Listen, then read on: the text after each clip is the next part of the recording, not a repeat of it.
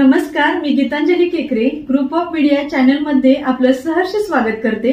पाहूयात आजची एक महत्त्वाची बातमी। एबीपी शिक्षण समूहामध्ये 68व्या राष्ट्रीय योगा स्पर्धेला प्रारंभ।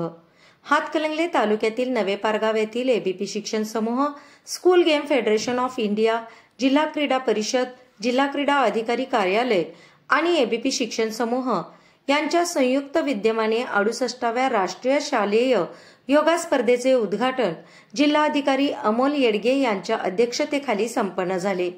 कार्यक्रमाचे प्रास्ताविक जिल्हा क्रीडा अधिकारी नीलिमा अडसुळे यांनी केले। सदर स्पर्धेमध्ये देशभरातून 35 राज्यांचा समावेश आहे। 17 आणि 19 वर्षाखालील मुले आणि मुली या गटामध्ये एकूण 803 खेळाडूंचा सहभाग आहे। 17 वर्षाखालील मुलांच्या गटात 34 संघ, मुली गटात 32 संघ, तर 19 वर्षाखालील मुले गटात 33 तर मुली गटात 32 संघ सहभागी झाले आहे। या कार्यक्रमाचे अध्यक्ष जिल्हाधिकारी अमोल येडगे म्हणाले की योगा ही भारतीय संस्कृतीची जपणूक करणारा क्रीडा प्रकार आहे। एबीपी शिक्षण समूहाचे सचिव अमोलकुमार पाटील म्हणाले की योगा ही सर्व खेळांची जननी आहे आणि योगासाठी एबीपी शिक्षण समूह सतत प्रोत्साहन देत राहणार असल्याची ग्वाही त्यांनी दिली।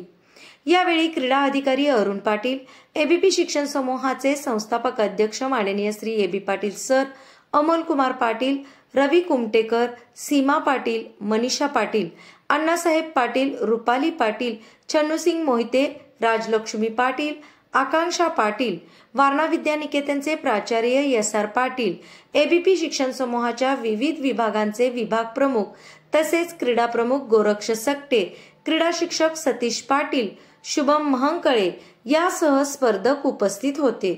ग्रुप ऑफ मीडिया चॅनलला लाईक करा, सबस्क्राइब करा आणि शेअर करा।